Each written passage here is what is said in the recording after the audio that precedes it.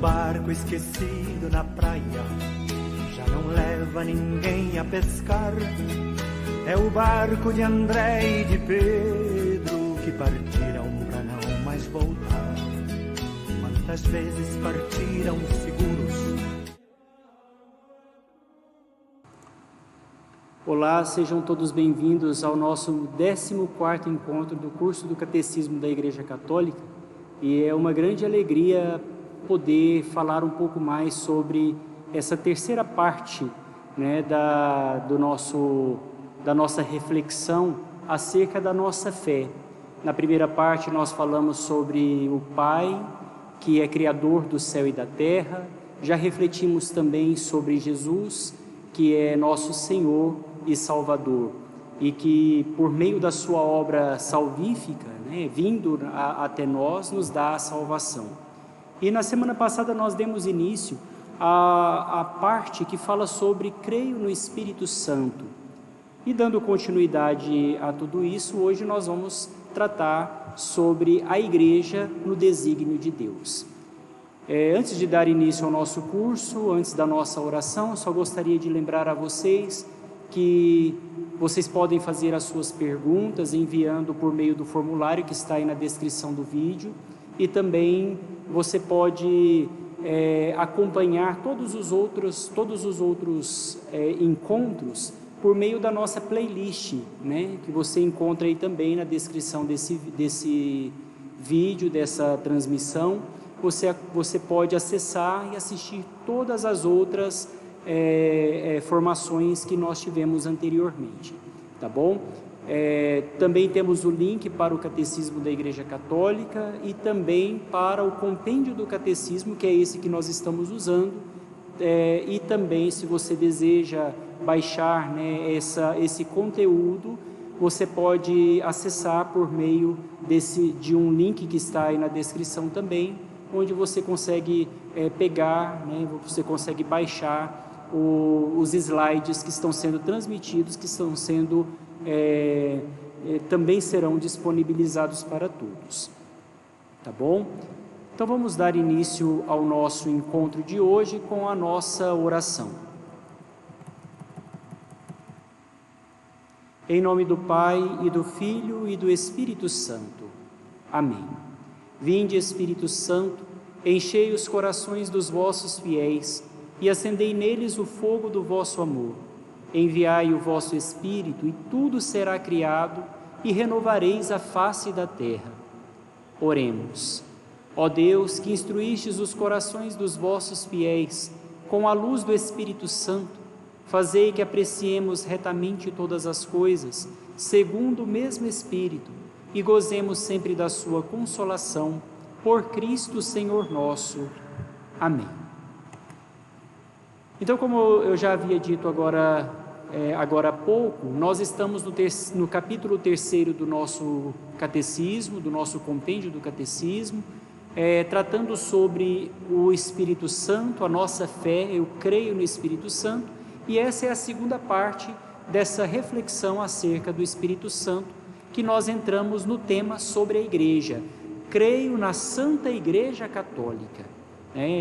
Coloquei essa imagem da Basílica de São Pedro, que representa toda a nossa igreja, ela que é a sede da Igreja Católica, que está localizada no Vaticano, em Roma.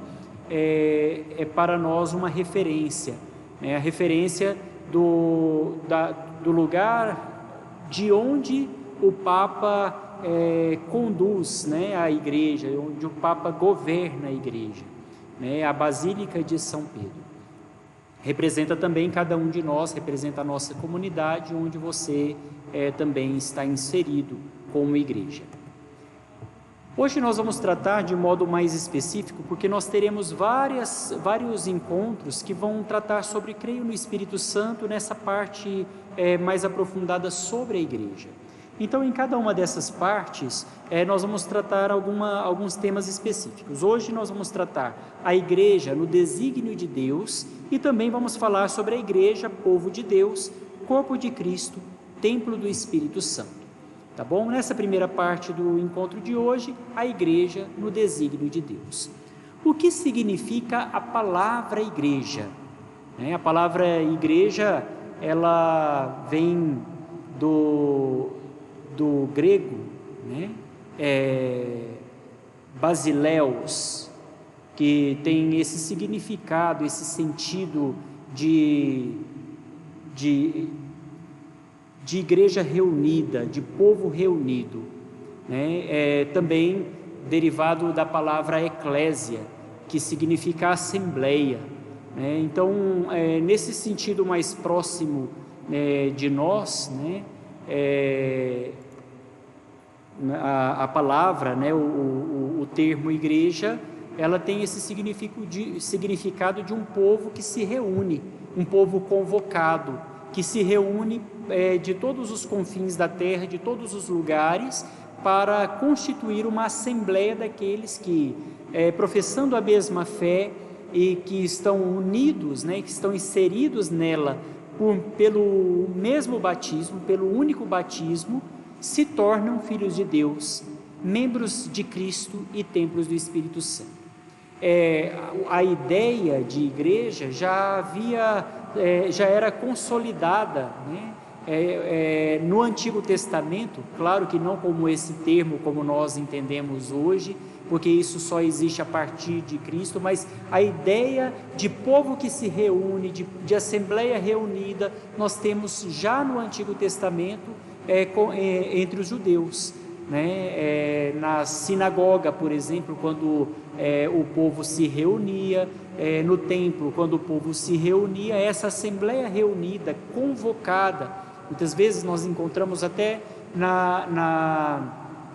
no Antigo Testamento, o povo que se reunia embaixo de uma tenda, e essa reunião do povo dava esse sentido de povo convocado, de assembleia convocada por Deus, reunida para o culto, para a adoração de Deus. Então, nesse termo cristão, já no Novo Testamento, nós temos então o entendimento daqueles que se reúnem num único lugar, num mesmo lugar, munidos da mesma fé e associados uns aos outros, unidos uns aos outros, por meio do batismo, do sacramento do batismo, formando então os membros de Cristo, que é templo do Espírito Santo. Há outros nomes e imagens na Bíblia que podem indicar a igreja? Sim, com certeza. Na Sagrada Escritura nós encontramos muitas imagens, que põem em evidência esses aspectos complementares do mistério de Cristo, do mistério da igreja. No Antigo Testamento, como eu havia dito, haviam algumas imagens privilegiadas, que ligavam ao povo de Deus, como eu dizia agora há pouco, o povo que se reunia, por exemplo, debaixo de uma tenda, ou na sinagoga, ou no templo. Esse povo reunido significava, como uma imagem, uma pré-figura da igreja. Já no Novo Testamento nós temos imagens, privilegia as imagens ligadas a Cristo, Cristo como cabeça deste povo, constituído, que é o seu corpo. Nós até falamos do corpo de Cristo, a igreja como o corpo de Cristo, como o corpo místico de Cristo, porque pelo batismo nós somos inseridos, Então, esse povo que está ligado a Cristo, que é a cabeça, constitui, o seu corpo. E as imagens também retiradas da vida pastoral, como por exemplo, nós temos muitas imagens no Novo Testamento que fala do redil, do rebanho, das ovelhas, e essas imagens elas são associadas à igreja, são associadas ao povo de Deus. Temos também as imagens, de um modo especial, as imagens agrícolas, como por exemplo o campo, o Senhor saiu a semear a boa semente no seu campo, é uma imagem. Por exemplo, a oliveira que tem os seus ramos que brotam das suas raízes, Temos também a vinha que recebe da raiz, que do caule os ramos recebem a sua seiva. todo ramo que estiver unido à videira terá vida. Então nós temos várias imagens que tratam aí sobre a vida agrícola, que traz esse sentido da vida do povo de Deus. E temos também esse aspecto habitacional, a igreja como morada, a igreja como pedra, a igreja como templo, e também um outro aspecto que é o aspecto familiar, a figura da esposa, a figura da mãe, a figura da família. Tanto é que nós muitas vezes nós acabamos dizendo, né, que a família é a domus ecclesiae, né, ou seja, a igreja doméstica, é o primeiro princípio da comunhão da igreja. E a família é uma imagem muito importante e essencial dentro da vida, dentro dessa reflexão acerca da igreja. Dando seguimento, quais são as origens e a realização plena da igreja? Em primeiro lugar, né, a igreja encontra a sua origem e a sua realização plena no eterno desígnio de Deus. É vontade de Deus desde sempre, desde toda a eternidade, a fundação da igreja, a existência da igreja,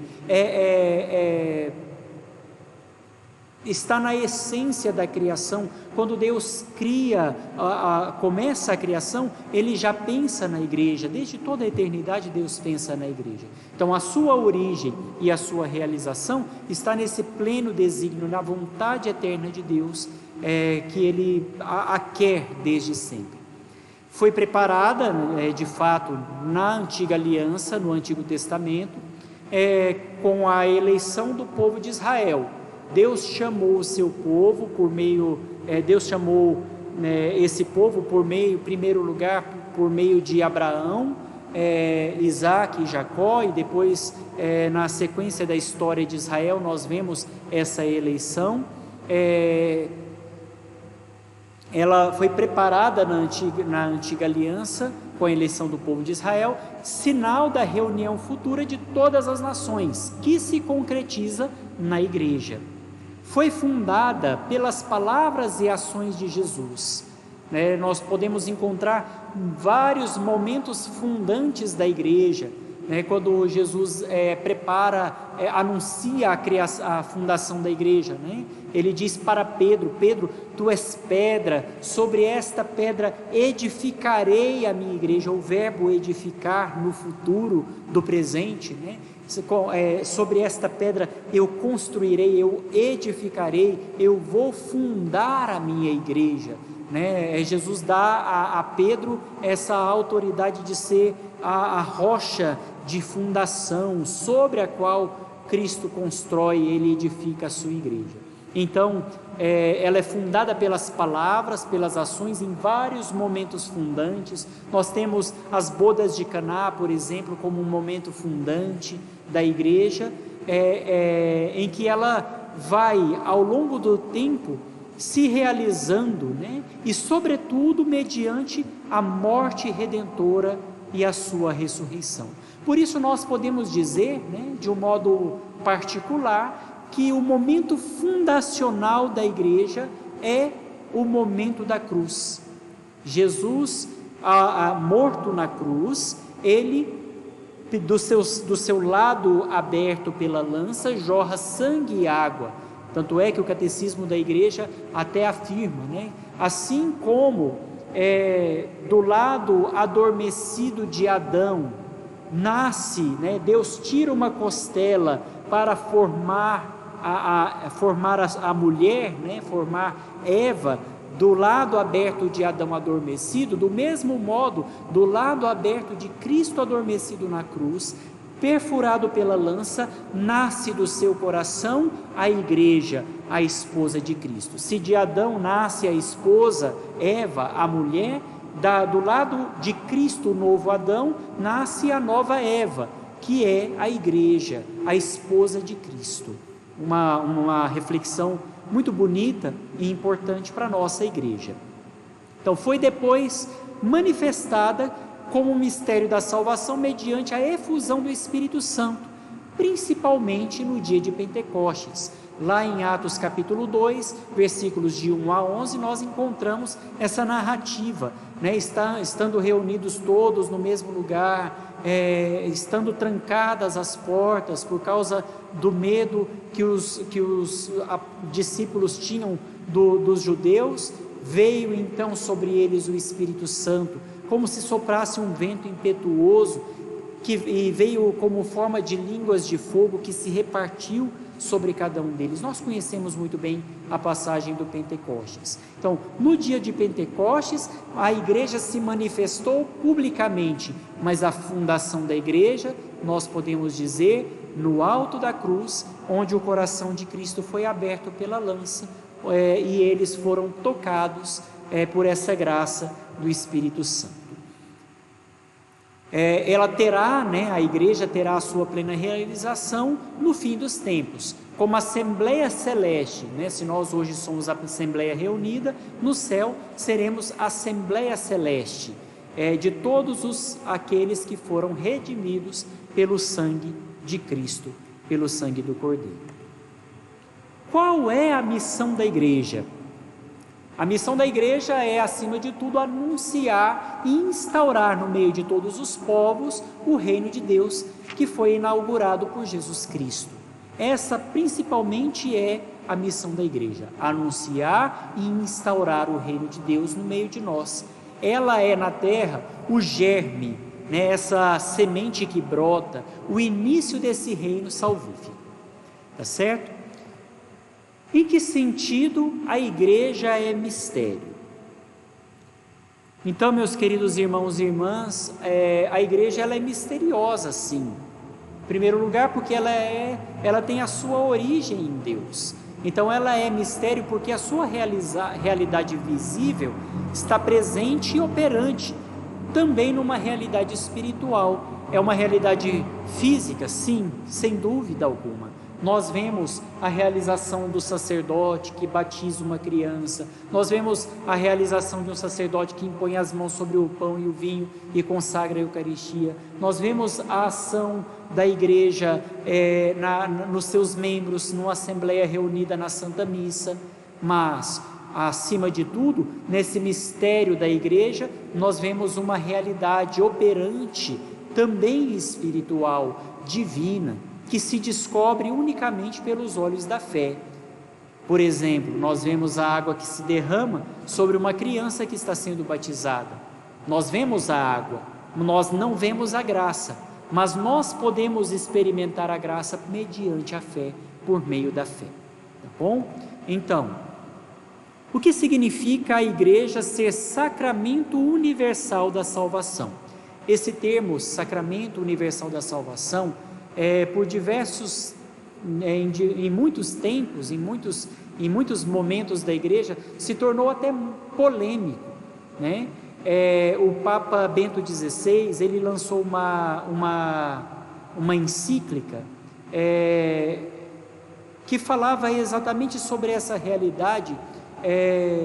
O nome da encíclica é Dominus Iesus, ou seja, significa em português, né? O Senhor Jesus, a encíclica Senhor Jesus. E nessa encíclica o Papa Bento XVI, ele enfatiza sobre a questão da igreja ser sacramento universal da salvação, onde não podemos ser salvos sem a igreja. E isso pode causar uma estranheza para muitas pessoas, dizendo: mas uma pessoa que não conhece Jesus Cristo, ela nunca poderá ser salva. O próprio catecismo da igreja diz que uma pessoa que, sem culpa alguma, ela não conheceu Jesus Cristo, né? Ela não teve a oportunidade de conhecer a graça por meio de Jesus, a salvação por meio de Jesus, essa pessoa pode ser salva. O catecismo não afirma que ela vai ser salva, porque a condição de salvação não depende exclusivamente da minha falta de conhecimento ou do meu conhecimento, mas de Cristo, que conhece o coração, tem a sua misericórdia, que atua na nossa vida com a sua graça, e nós não podemos determinar quem é salvo e quem não é salvo. Tanto é que a igreja, ela nunca vai afirmar que alguém está no inferno. A igreja, ela tem a autoridade de afirmar quem está no céu.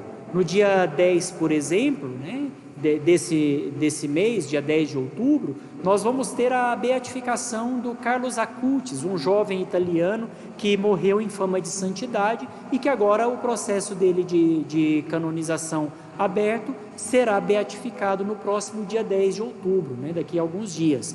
E isso, né, traz para nós uma certeza. Ao ser beatificado, ao ser canonizado, nós temos a certeza que a igreja declara: alguém está no céu. Mas a igreja nunca vai afirmar alguém que não está no céu, alguém que foi para o inferno, porque a igreja não tem autoridade para dizer, julgando quem está condenado, porque não depende do conhecimento da igreja, depende também da misericórdia divina, que atua no coração e na consciência de cada um, né? Então, quando se trata da santificação, a igreja tem autoridade de dizer: essa pessoa está no céu. Mas quando se trata da condenação, a igreja não tem autoridade de dizer quem é que está no inferno. Ela age e acredita que Deus pode atuar na sua misericórdia e no seu amor, e nós acreditamos assim, confiando na misericórdia divina, tá certo?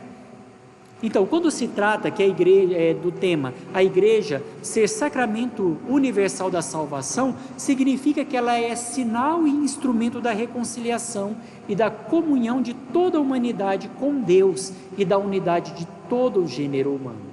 Ela não é sacramento da salvação apenas para os católicos.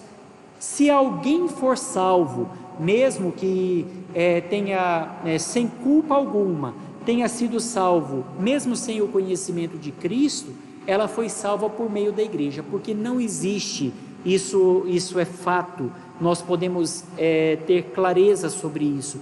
Não existe graça alguma que chegue até nós que não passe por meio da igreja. A igreja, ela é detentora de toda a graça e, portanto, ela detém sobre si a salvação que Cristo operou para nós. Portanto, se alguém é salvo, não estou dizendo que vai ser salvo, se alguém é salvo sem conhecer Jesus, é salvo por causa de Cristo, e essa graça passou por meio da igreja. O que significa a igreja ser sacramento universal da salvação? Significa que ela é um sinal e instrumento da salvação de Deus para todo aquele que é salvo, para todo aquele que é redimido, para todo aquele que recebe a graça de Cristo. Bom, espero que tenha ficado claro essa parte, né? Até mesmo porque foi tema de muita discussão há alguns anos atrás, quando saiu a encíclica Dominus Iesus. Pronto, bem, a partir desse ponto nós vamos tratar então sobre um outro tema, né? O tema da igreja como povo de Deus, corpo de Cristo e templo do Espírito Santo. Por que a igreja é povo de Deus?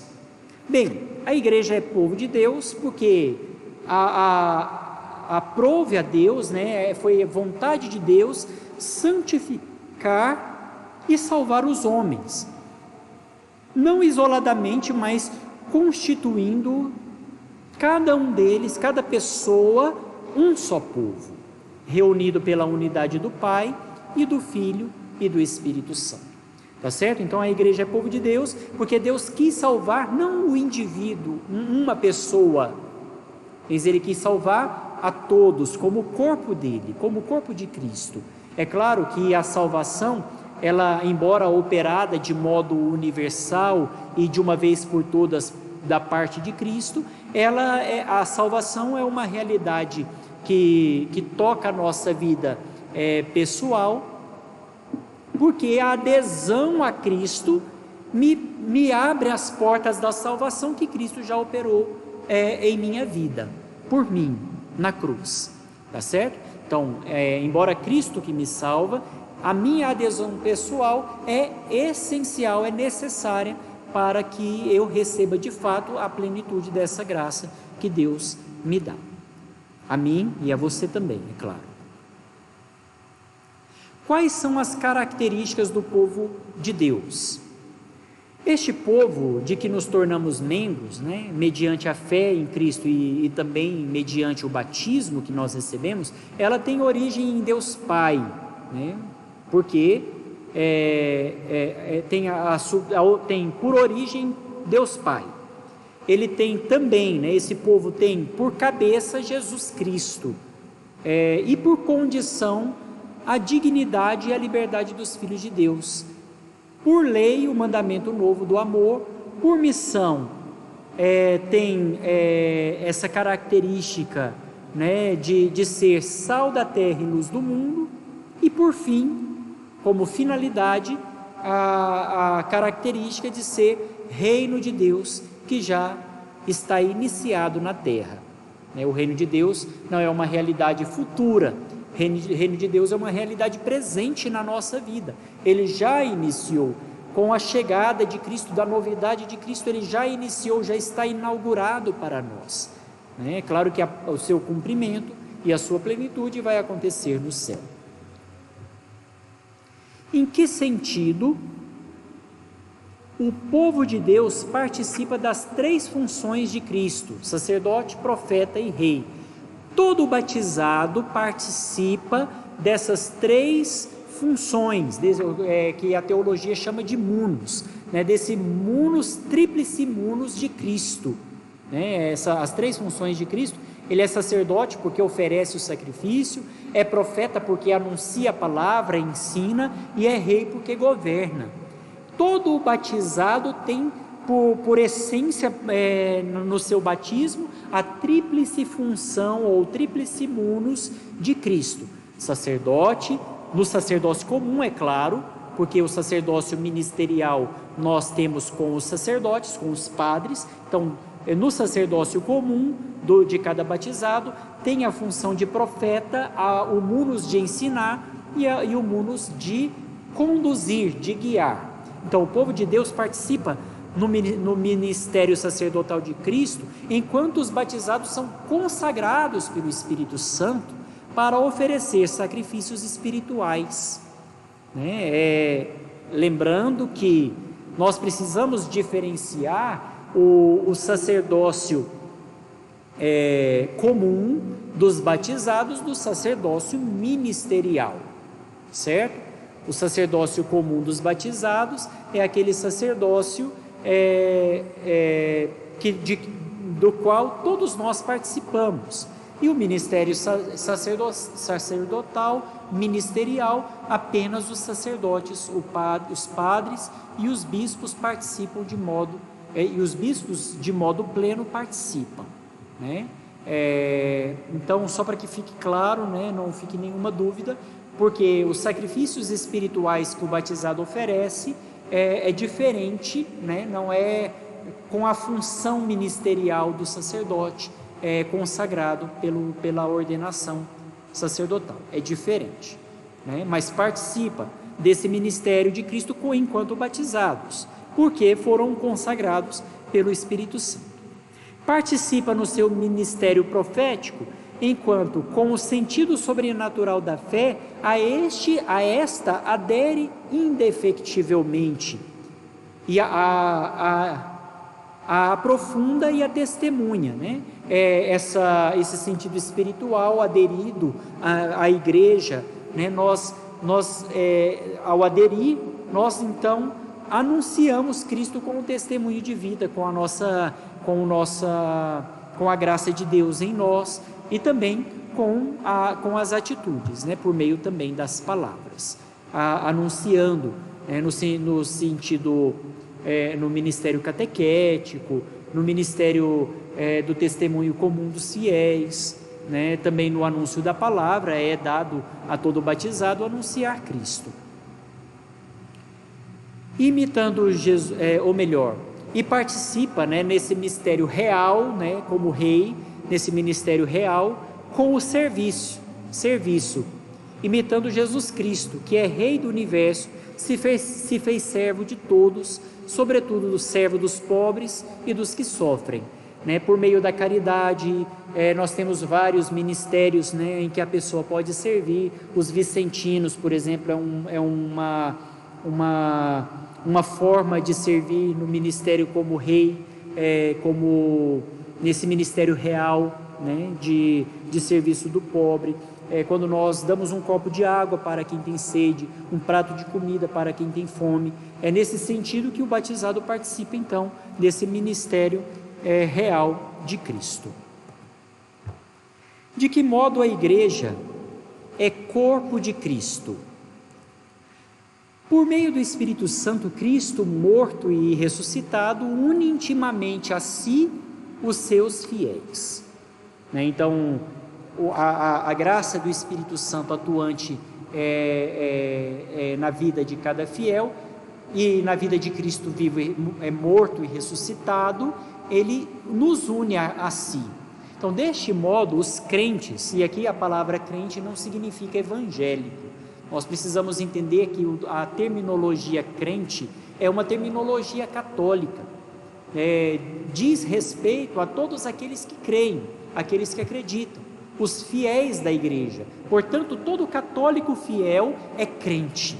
Esse termo, né, essa terminologia crente, nós precisamos entender, ter clareza na nossa mente, no nosso entendimento, que o crente é aquele que crê, né? Então, portanto, os crentes em Cristo, eles, enquanto unidos estreitamente a Ele, a Jesus, de modo especial, né, pela Eucaristia, eles estão unidos também entre si na caridade.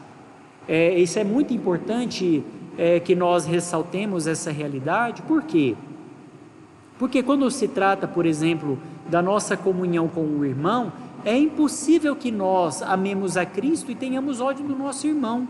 Se nós recebemos Jesus na Eucaristia, a Eucaristia me une ao outro irmão também que está unido a Cristo. Portanto, eu não posso estar em contenda com o outro. É necessário que se viva de modo pleno essa caridade de Cristo. Então, são unidos entre si por meio sobretudo, acima de tudo na Eucaristia, por meio da caridade. Estão todos unidos entre si, formando, portanto, um só corpo, que é a igreja, cuja unidade se realiza na diversidade dos membros e das funções. A igreja, embora seja uma única, ela tem os seus membros que atuam de diversos modos nas suas diversas funções, né? Cada membro tem uma função. Nós, por exemplo, podemos ver a mão com a sua função, né? A cabeça que tem a sua função, os braços que têm a sua função, os pés que têm a sua função. Cada membro tem a sua função diferente, portanto, cada um deles fazem parte de um único e mesmo corpo, né? E como diz São Paulo, se um membro sofre, todo o corpo sofre junto, porque somos um. A igreja é um só corpo, né? Um só corpo formado na caridade e na comunhão com Cristo na Eucaristia. Quem é a cabeça deste corpo? Conforme Colossenses, capítulo 1, versículo 18, Cristo é a cabeça do corpo, que é a igreja. A igreja vive dele, nele e para ele. Cristo e a igreja formam o Cristo total, como diz Santo Agostinho, né? A igreja vive dele, nele e para ele.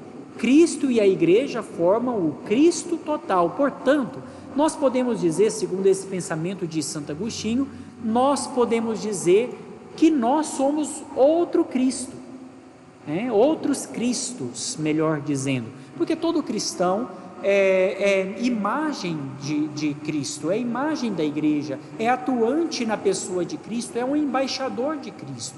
Portanto, nós podemos dizer que cada cristão é um outro Cristo no mundo, né? Sem dúvida alguma podemos dizer isso. Segundo Santo Tomás de Aquino, melhor dizendo, segundo Santo Tomás de Aquino, cabeça e membros são, por assim dizer, uma só pessoa mística. Essas frases são muito bonitas e importantes para o nosso entendimento acerca do nosso lugar e da nossa responsabilidade como igreja na sociedade e no mundo. Por que a igreja é chamada esposa de Cristo? Porque o próprio Senhor se definiu como esposo. Lá em Marcos capítulo 2, versículo 19, ele se afirma como esposo. Depois você pode conferir aí na sua Bíblia, Marcos capítulo 2, versículo 19, Jesus se identifica como o esposo que amou a igreja, se unindo a igreja a si por uma aliança eterna. Quando o sacerdote consagra a Eucaristia, ele diz, o sangue da nova e eterna aliança. Então, Jesus, ele se identifica como esposo e une a sua igreja a si como esposa por uma aliança eterna. Ele se entregou a si mesmo por ela, pela igreja, para purificá-la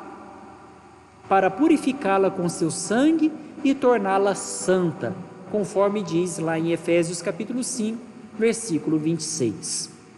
E para fazer da igreja, mãe fecunda de todos os filhos de Deus. Portanto, a Santa Mãe Igreja é a esposa de Cristo. Enquanto pessoa individual, nós somos filhos da igreja. Enquanto igreja, corpo de Cristo, nós somos esposa de Cristo. E é essa realidade de esposa que nós vamos viver de modo definitivo e pleno no céu. Então, Jesus torna por seu sangue a igreja santa, imaculada, pura, para fazer desta igreja mãe fecunda de todos os filhos de Deus. Enquanto a palavra corpo evidencia a unidade da cabeça com os membros, o termo esposa sublinha a distinção dos dois na relação pessoal que nós temos com Cristo. Tá certo? Então, enquanto o corpo, nós somos membros da igreja, unidos à cabeça. Enquanto esposa, a igreja é chamada de esposa nessa relação interpessoal com Cristo, que é o esposo verdadeiro, o esposo, o verdadeiro esposo que desposa a igreja, cada um de nós. Por que é que a igreja é designada templo do Espírito Santo? Porque o Espírito Santo reside no corpo, que é a igreja. Quando recebemos o batismo, recebemos o Espírito Santo. E aí, a partir desse momento, nós nos tornamos templo de Deus. O Espírito Santo habita a nossa alma, habita a nossa vida, habita todo o nosso ser. Então, porque o Espírito Santo reside no corpo, que é a igreja, na sua cabeça e nos seus membros. Para além disso, ele edifica a igreja na caridade com a palavra de Deus, os sacramentos, as virtudes e os carismas. Temos aqui então uma frase de Santo Agostinho, O que o nosso espírito, ou seja, a nossa alma, é para os nossos membros, isso mesmo é o Espírito Santo para os membros de Cristo, para o corpo de Cristo, que é a igreja. Muito bonita a frase, muito significativa, porque o que a alma é, a alma espiritual é para o nosso corpo, que vivifica, que dá sentido, que dá existência ao nosso ser físico. O Espírito Santo é a mesma realidade para a igreja, tá certo? O que são os carismas? Os carismas são dons especiais do Espírito Santo concedidos a alguém para o bem dos homens e para as necessidades do mundo e, em particular, para a edificação da igreja, a cujo magistério cabe discerni-los. São dons dados especialmente, nenhum carisma é dado para alguém para proveitos próprios. Todo carisma, todo dom, toda graça especial do Espírito Santo concedido a alguém é para a edificação da igreja. E aqui nós então terminamos essa parte acerca da igreja, da igreja como a igreja no desígnio de Deus e a igreja como povo de Deus, corpo de Cristo, templo do Espírito Santo. Tá certo? Hoje, como eu não pude fazer este encontro ao vivo, porque estou tendo alguns problemas técnicos de internet e também de uma reforma que eu estou fazendo na minha casa, eu não consegui transmitir ao vivo. Então, para garantir que nessa semana nós tivéssemos este encontro, eu preferi fazer a gravação, portanto não vou fazer as respostas acerca deste encontro, né, do 14º encontro. Mas você pode colocar lá a sua pergunta, que na próxima semana, se tudo correr bem, se tudo der certo, eu já vou fazer as respostas, né, responder as perguntas que você tem acerca das dúvidas deste encontro de hoje, tá bom? Eu fico muito feliz com a sua participação. Eu peço a você que, se tiver a oportunidade, se inscreva no nosso canal, ative também o sininho para que você possa receber as notificações dos nossos encontros, das missas que estão sendo transmitidas, e eu fico muito feliz com a sua participação. Desejo a você, toda a sua família, as bênçãos de Deus e muita saúde. Até a próxima, e fique com Deus e com Nossa Senhora. Que Deus te abençoe a você e a toda a sua família, em nome do Pai, e do Filho, e do Espírito Santo. Amém. Até a próxima quinta-feira, com fé em Deus.